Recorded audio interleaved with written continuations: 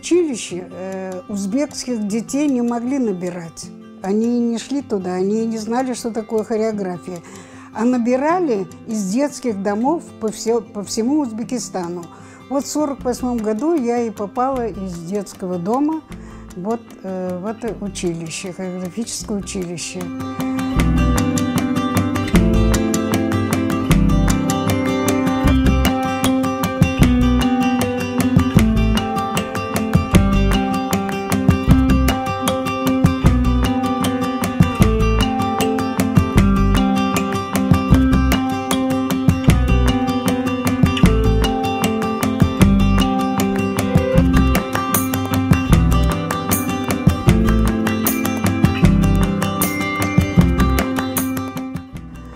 Я оттуда вышла, это было в зале Свердлова, мы работали в зале Свердлова.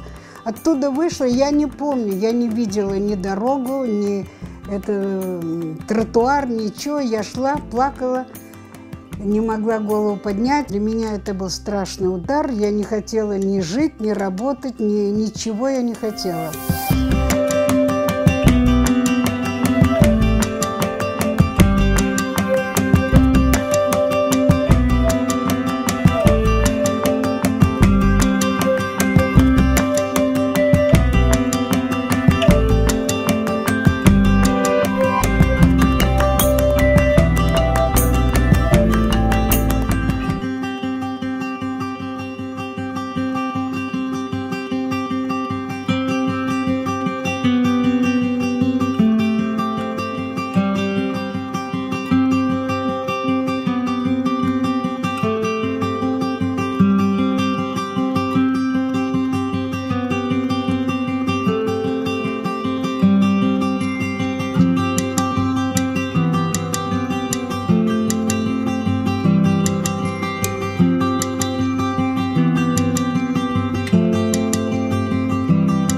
Мне объяснили, как найти дом свой, а он прям так вот дорога, и чуть-чуть повыше там уже был дом дедушки, двухэтажный дом. Я пришла к калитке, и вышел мне навстречу койде один русский был, Володя его знали.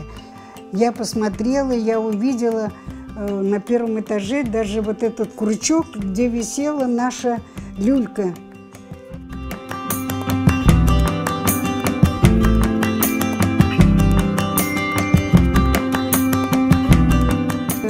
Весь коллектив на сцене идет, ну как, репетиция такая небольшая. Я на репетицию вышла, надо гримироваться, надо одеваться, а я не могу. Плачу, не могу. Вот не могу остановить, не могу себя в руки взять.